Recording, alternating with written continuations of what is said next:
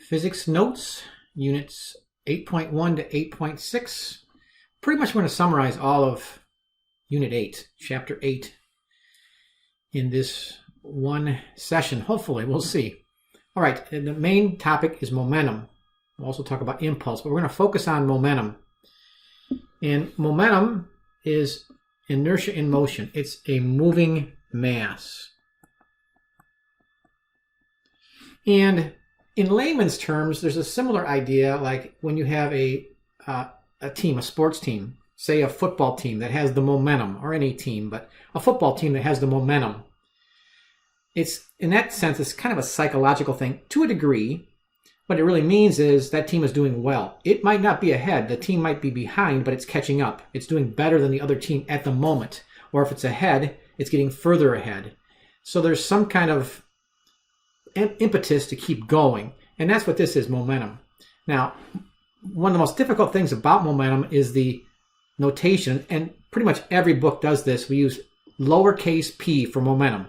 There's a long story for that, but, well, you can think about it for first. Like, we don't want to use m, because we've already overused m. M for mass, m for meters, m for milli. So m has been overused. That's one of the reasons. But p, lowercase p, is momentum, and it comes from some Latin root, but there's the equation. It's multiplying mass times velocity. Now, this is not something that was discovered. This is just something that was, in a sense, made up to help us solve problems. It's not a discovery that somebody had to figure out. It's something, like I said, it helps us to solve problems. And it's true. The law of conservation of momentum is something that we've measured and determined to be true. We'll get to that in a minute. But momentum, linear momentum in this case, going in a straight line, because we're also going to have rotational momentum, things that are spinning, and we'll get to that in Unit 10. But the units are kilograms and meters per second, because mass is in kilograms and velocity is in meters per second. Those are our typical units. Once again, momentum is a vector. It has magnitude and direction. It's going to be very important. And a lot of the problems will be in one dimension, like either forward or backwards, where we'll use a plus or minus. Plus for our designated positive direction, that's usually to the right in our diagrams, and negative to the left in our diagrams. It's usually, well, that goes with the velocity vector, because m, mass, is not a vector. So the direction comes from the velocity, the direction of the velocity. And we'll use our conventional directions again. So just a little bit of review on that. When we just got done with the unit on energy and work, those were scalars. And there we used plus and minus for either a gain in energy or a loss in energy. So if I throw a baseball and it gains the energy, say 80 joules of energy for me throwing it, so that would be plus 80 joules.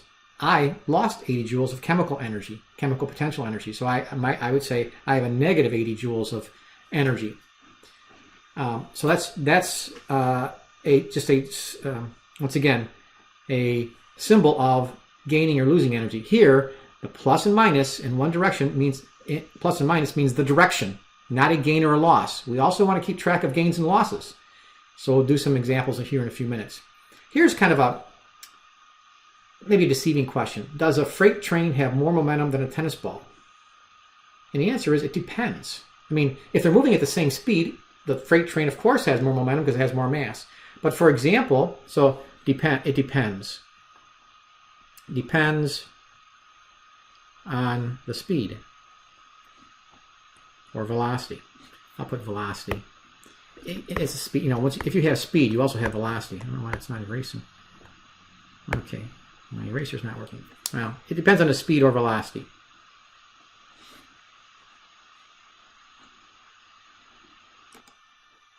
All right, so I got that changed. So it depends on the velocity. If the freight train's not moving, it has no momentum. It has zero momentum. It still has mass. You always have mass, moving or not. And that's what is one of the main differences between momentum and mass. But any kind of tennis ball moving at all has some momentum. So, or the train, this would be unlikely. Train moving really slow would have, well, it still would have a lot of momentum because of the mass, but so it does depend on the velocity. Really, really fast moving tennis ball, could even theoretically have more momentum than a very slow moving train. All right, then we have the law of conservation of momentum. And it's a very similar idea as the law of conservation of energy. Two big, really important ideas in this term. And here it is: with no external forces, the net momentum of a system does not change. It stays constant. Now let me reiterate, individual momentums can change. The momentum can be transferred from one object to another. Just like law of conservation of energy, individual energy of an item can change. It can gain or lose energy. But the system, and we have to define our system, and we'll do that in the problems. Within a system, the net momentum is just transferred. It does not change overall. Now there are two basic types of applications or collisions, because that's where momentum is mostly applied, things hitting each other, and usually over a short duration, like a baseball hitting a baseball bat, or a ball bouncing off the floor, or two cars hitting each other, not crashing, which we don't want to have happen, but I'll use that as an example. And I will do the numerical quantitative examples here in a few minutes, but the definition of elastic collision is a collision with no kinetic energy loss.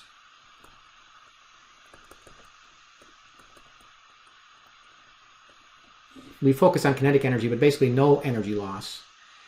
And I'll give you the example. And intrinsically, you can kind of think about this as something that's very bouncy. For example, bouncy balls, super balls. Bouncy balls, like billiard balls, like, you know, pool on a pool table.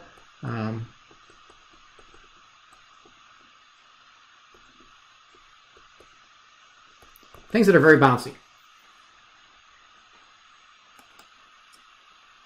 It's supposed to be a ... Anything really bouncy. Right. Inelastic collisions, there's some energy transformed to heat. Right. Essentially, there's some kinetic energy lost, some mechanical energy lost. And once again, I'll spell that out with the examples more specifically. So in our macroscopic world, the world in which we live, where we see things, macro is big, all collisions are at least somewhat inelastic. There's always some energy transfer to heat.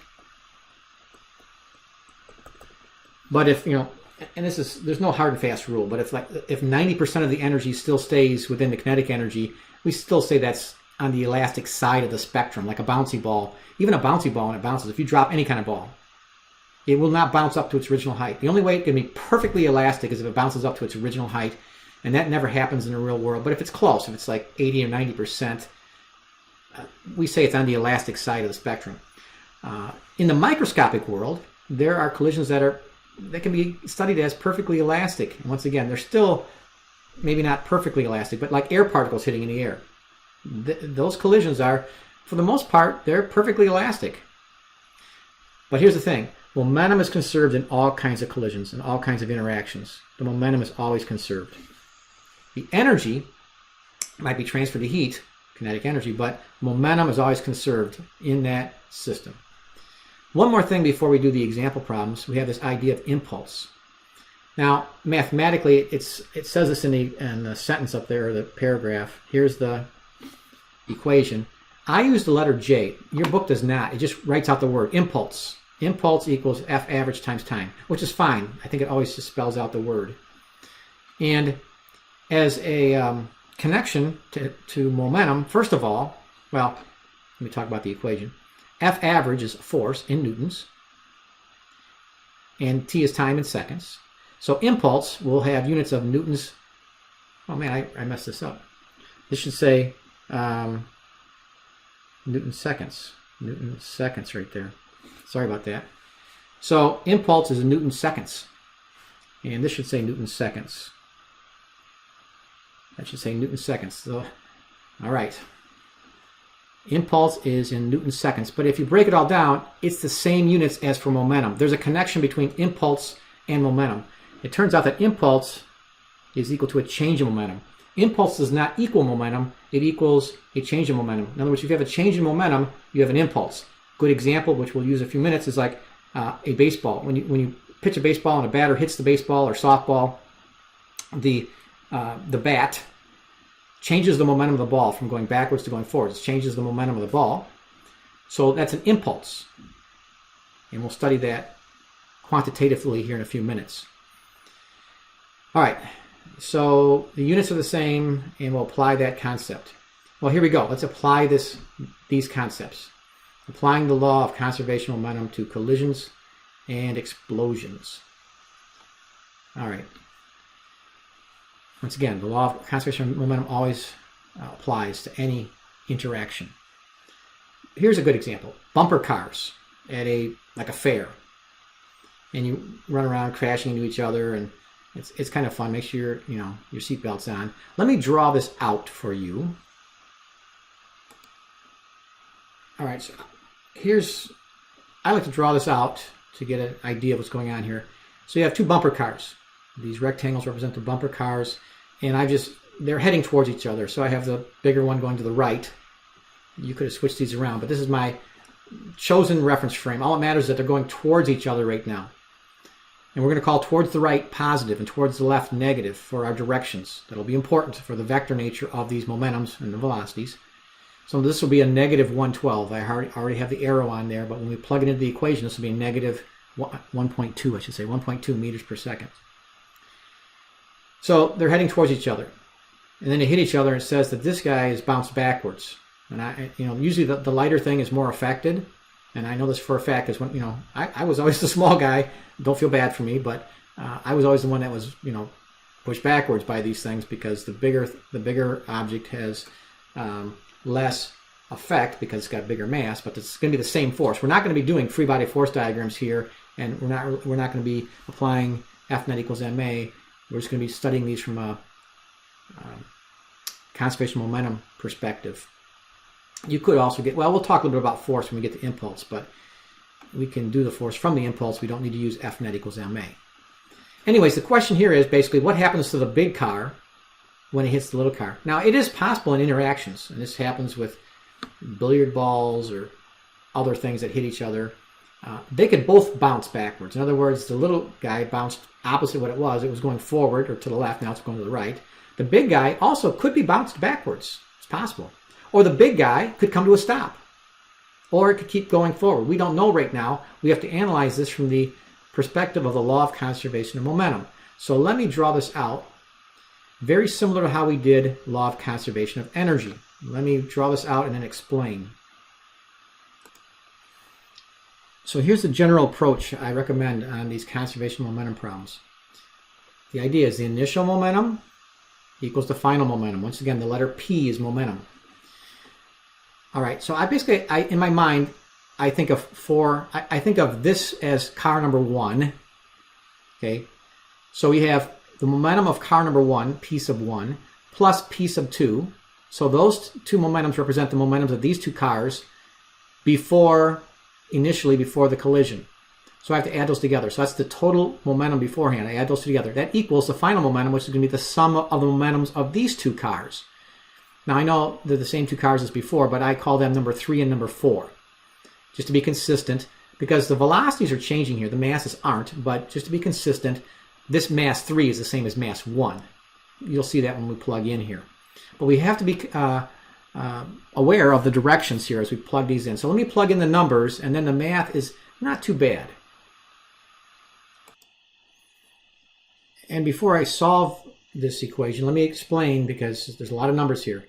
Mass 1, 280, times its velocity. And we've defined the velocity to the right to be positive. Let me write that down. So I wrote that down over here. You don't need to do that in a test. We're going to assume that to the right is positive. Just watch out for that, because here's the most critical part for the physics right here.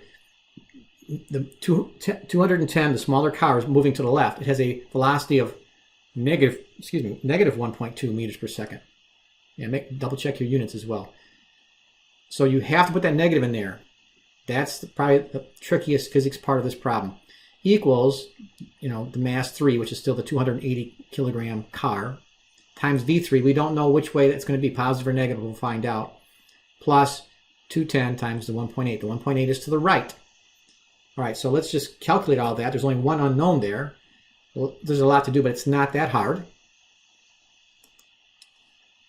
Okay, so I showed all the work here, but you can skip a step or two here as you do the algebra. Basically, 280 times 2.6 is 730. This is a negative 250 right here.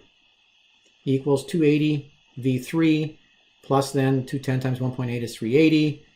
Add these two numbers, basically subtracting. 730 minus 250 is 480. Then subtract the 380 from both sides. I ran out of space, so I went over here. You get 100 equals 280 V3. So V3 is 0.36 meters per second. And it came out to be positive. It could have come out to be negative, in which case the bigger car would have bounced backwards. If the little car was going a little bit faster, it could have caused the big car to also rebound. But that's your answer for part A, the final velocity of the big car. I'm going to erase a few things, so you might want to pause and you erase just to get some space here, and then to start part B. All right, so bear with me. I did all the math here and I had to squeeze it in, but I color coordinated this so you could hopefully follow it. I'm using the subscript for 1 up here, kinetic energy 1. That's the kinetic energy of the big car before it hits the little car, 1/2 mv squared.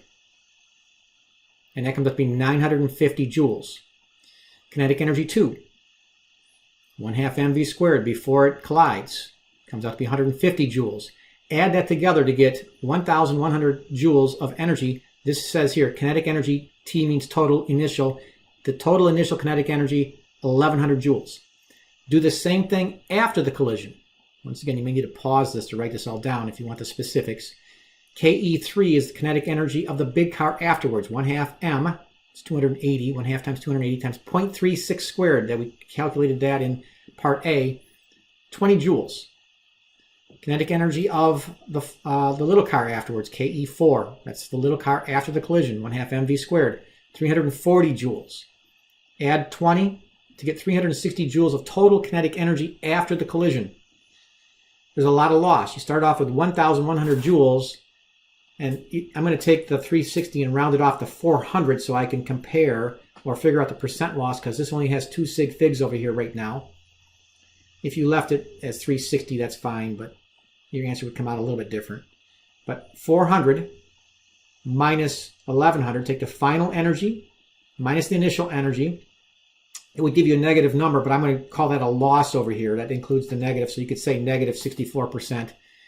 But it's basically 700 joules lost out of 1,100 original. So you multiply by 100, you get a 64% loss.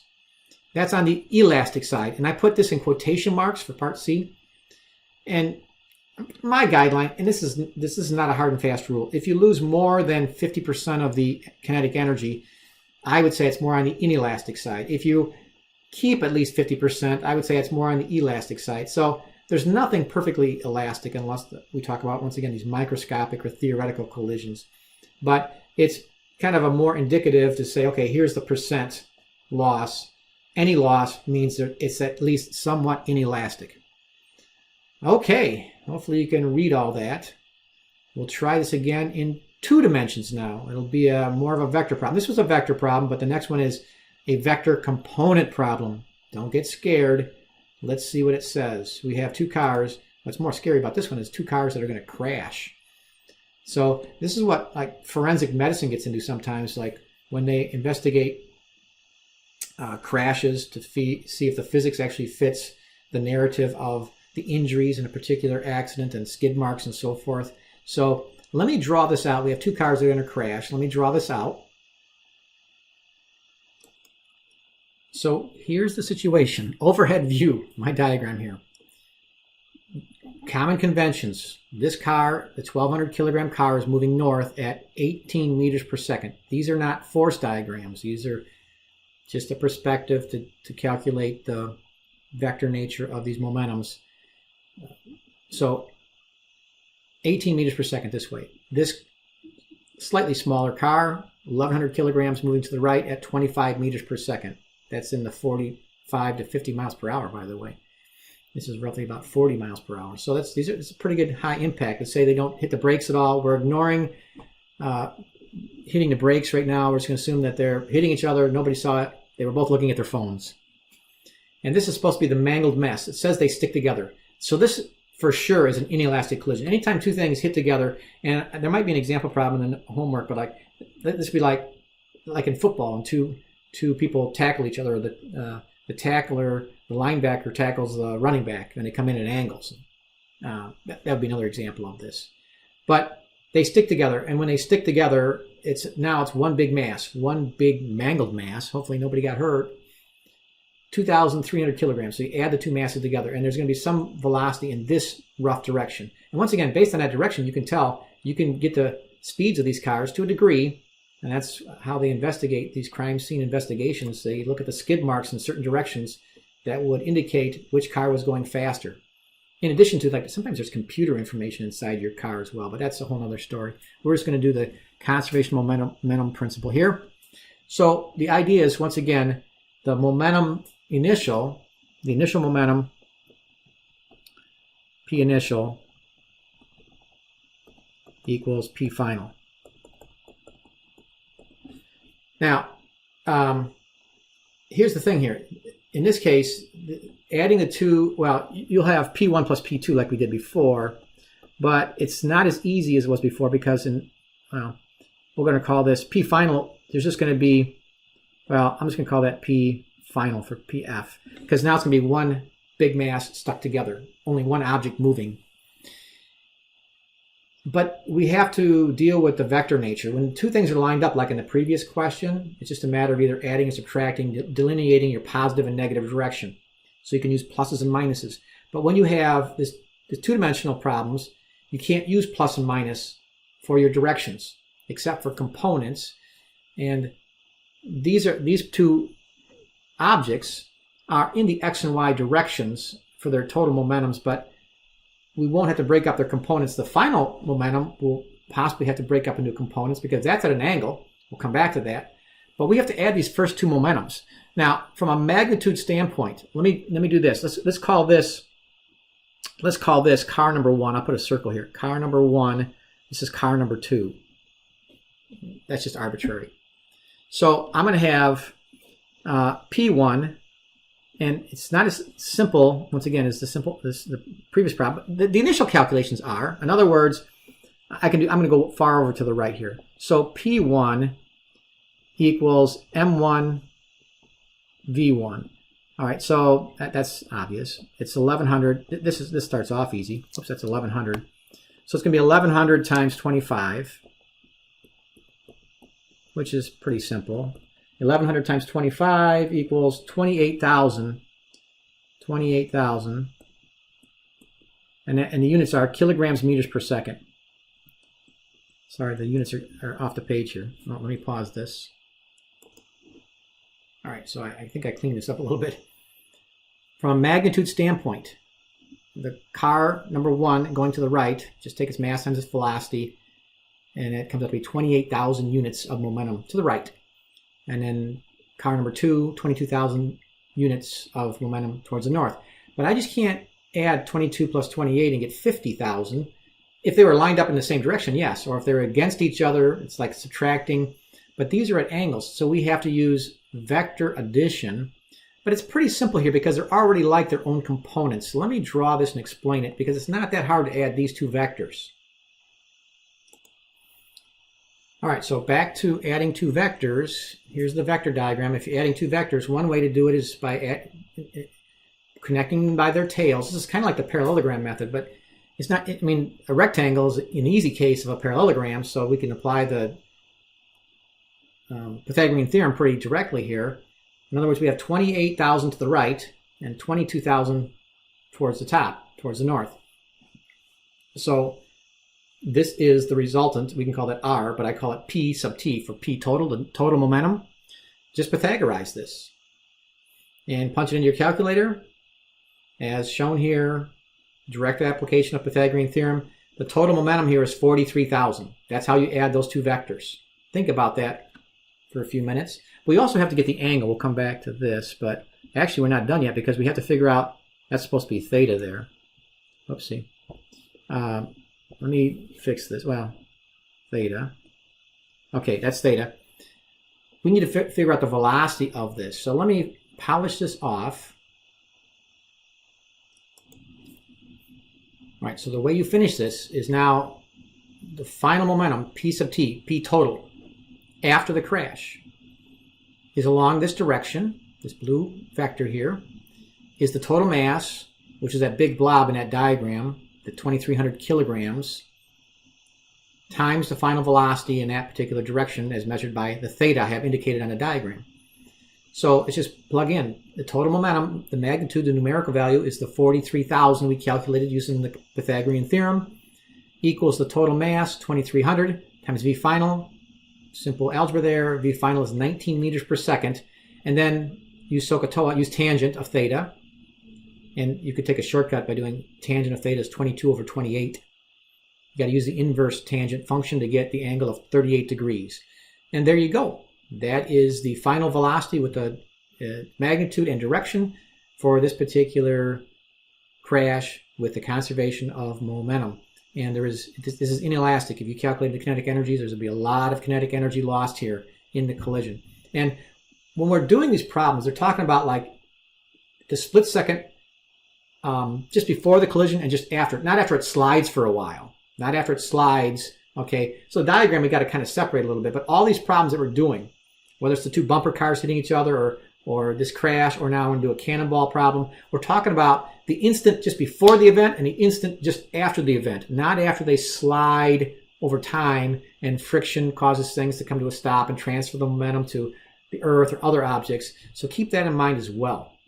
All right, yeah, let's do this cannonball problem. This is kind of an interesting one. Let me set this up for you. These go a little bit faster now. They're not quite as involved as the last two we just did. Okay, so I've done everything but plug the numbers in yet. So here we have a before, right? This is supposed to be a cannon with the cannonball. And the nice thing about these explosion problems, whether it's like an arrow shooting, a bow shooting an arrow, or a firecracker breaking into a bunch of pieces, and that one's a little bit more difficult because there might be 3 or 4 pieces that explode at angles, so you got to do vector components. This is another linear vector problem where it's in a straight line. That's what we're assuming here. The cannonball goes one way, the cannon goes the other. In other words, the cannonball, after it's fired, immediately after it comes out the barrel of the cannon is going 180 meters per second. That's about 400 miles per hour. Ooh. And if that hit the castle wall, it would do some damage to the castle wall. Anyways, there's a recoil. The cannon goes backwards. All right? So be careful where you're standing. And but the cannon's pretty heavy, and it might be also like strapped down to some platform. So the whole platform is going to kind of jerk backwards a little bit. But we're just looking solely at the cannon right here if it's a loose cannon. Anyways, so the P initial here, the P initial stands for before it fires the cannonball. Nothing is moving. The momentum of the cannonball is 0 because it has 0 velocity. The momentum of the cannon itself is 0. Okay, they all have mass, but there's no velocity. So the key, and that's the nice thing about these explosion problems, there's 0 momentum before or initially before the event. So P final, and usually there's just 2 objects, but like I say, if there's like a firecracker that breaks into 6 pieces, then you got to add up six different momentums with their components, and it's a mess. Here it's simple 2 items. Basically what's going to be is the backward momentum of the cannon will be like negative 50 units, and the cannonball will be positive 50 units. I'm just making up numbers. So we'll actually see what the numbers are here. I'm going to plug the numbers in. But momentum of the cannon plus momentum of the ball has to be 0. And then I'm using subscript C for cannon and B for ball. So let me plug the numbers in. So here's how the math works out. And I might have taken too big of a mass for the cannon. I'm not sure if that's realistic. But this is what it is in the problem. 9,100 kilograms times the velocity of the cannon plus mass of balls, 12 kilograms times, make sure they're kilograms, make sure this is meters per second, which it is. And then just the algebra. And I went through the steps here. This technically comes out negative. The velocity of the cannon is negative 0.24 because it's going in the left direction. So you can say the recoil speed is 0.24 meters per second. It probably is most consistent to put the negative on there, or to say it rolls backwards or it's propelled backwards. But don't get too hung up with the negative. That is the most consistent way to do this problem. Anyways, that's an explosion example. One more example that involves impulse. kind of a fun one, a softball. And it's pretty amazing how fast these pitchers can pitch a softball, and they're doing it underhand, that whole windmill. I don't know how they do that windmill motion in softball, but it's pretty amazing how fast they can pitch, and then the reaction time of the batters to actually get that bat on that softball. But let me draw this out for you. All right, so here's my diagram, and if you haven't figured it out yet, I'm not the best of artists. Actually, I had to draw this like 3 times even to get a decent looking bat. And I don't know, my ball got small. It's the same softball in both cases. It didn't get smaller, but so we're sticking with a pretty simple case once again in this particular problem where it's linear. We don't need to worry about components. Ball's coming in at 91 miles per hour, 41 meters per second, and then it's batted back. It picks up some speed because of the energy put in from the player to the bat to the ball. So once again, individual items can pick up energy. It just comes from another place. But during the impact with the bat, there is a change in momentum. There is an impulse. So this is, a classic impulse problem because we don't really know much about the bat. So this one will look a little bit different than the other two. So, and even ask you about impulse. There's a big clue here that we're doing a change in momentum and impulse problem. Let me lay out some of the math and explain that. So let me walk you through the math here. They want the change in momentum. So we're not directly applying the law of conservation of momentum. They're just the change of anything. Change of velocity, change in position, change in your portfolio worth, the change in price of an item that goes on sale is the final reading, the final value minus the initial value. So this is momentum final minus momentum initial. Well, I have momentum final as mass final times velocity final here, minus mass initial times velocity initial. I really don't need to say mass final and mass initial. The mass of the ball is not changing, but I just put that in for consistency of notation. So the mass final of the ball, 0.19, make sure it's kilograms because I had to convert 190 grams to kilograms. And here's the other, once again, subtlety. It's the final velocity is negative 49. That's not 0.19 take away 49. It's 0.190 times a negative number here. It's a negative 49 because we're taking to the right as positive. That's our convention. You don't need to say this up here, but I'm just reminding you that the ball, that after it comes off the bat, according to my diagram, and I could have drawn this diagram the complete opposite, where the ball was going in the negative direction to begin with, and then it ends up going in the positive direction at the end. But so it depends on how you draw your diagram. The bottom line is, when it goes in, the initial here in this case is 0.190 times a positive 41. So 0.190 times positive 41 is it's positive 7.8, but this minus sign gives that a minus there. This comes from the negative velocity. A negative number times a positive number is a negative number, and this is subtraction. So when you have negative 9.3 minus 7.8, it's like adding two numbers. All right? If a negative number taking away a negative number, it's kind of like adding those two numbers. And this happens every time, basically, with something that bounces. A tennis ball that bounces off a racket. A tennis ball that bounces off the floor, a ball that bounces off the floor. Every time.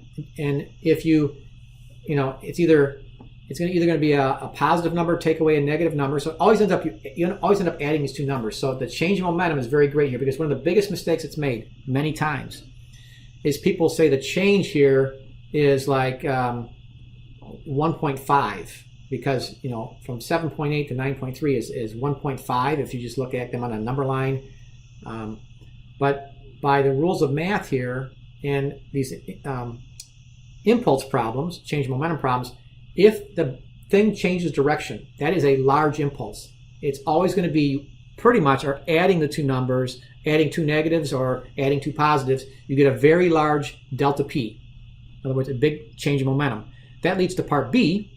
All right. It says, what is the impulse? Well, the impulse, if you look back at our original definition, your impulse J equals delta P. So the impulse here is you just say it's negative 17.1 kilograms meters per second. That's kilograms there. All right, so that's by definition, by relationship, that impulse some force applied for time gives you a change in momentum. But now we're going to use the impulse equation to figure out the average force on the ball. Let me do the math. So in blue here, I wrote down the equation for impulse. Impulse is average force times time. And only impulse was the change in momentum. That's where the negative 17.1 came from. So I plugged it in the left side, equals the average force times the time. You look back at the problem, it says the time of contact is 6 milliseconds. You have to convert that to seconds. 6 milliseconds, 6.0 milliseconds is 0.0060 seconds. And so I'm going to take the 17.1 divided by 0.0060. To 2 sig figs, that's, to be consistent, you have the negative, all right? The average force is in a negative direction. On a test, I would not mark wrong if you didn't put the negative on this part of the answer. But that's negative 2,900 newtons during this impact. So a lot of times in these impulse problems, it'll be a large force for a short period of time. The exact same case here. Tennis racket hitting a tennis ball. A person spiking a volleyball. It's a very large force for a very short period of time. A golf club hitting a golf ball. So this is applied a lot in sporting applications. I think they use that example in the book with a tennis racket, Venus Williams. I think that's another good example. All right, so momentum is mass times velocity. The symbol for momentum is lowercase p. The units for momentum are kilograms meters per second. Impulse is change in momentum. Impulse changes momentum. Impulse is a force applied for a period of time. And in all the other examples as well, the momentum is conserved in all collisions. We didn't really apply that in this case. We didn't have to. But the momentum before an event is the same as the momentum after the event. Individual items can have their momentums change, but the system momentum cannot change. Law of conservation of momentum. All right, so we will not be doing the last unit, which is what, unit 8.7 in this chapter. This is all the notes on unit 8. Congratulations on that.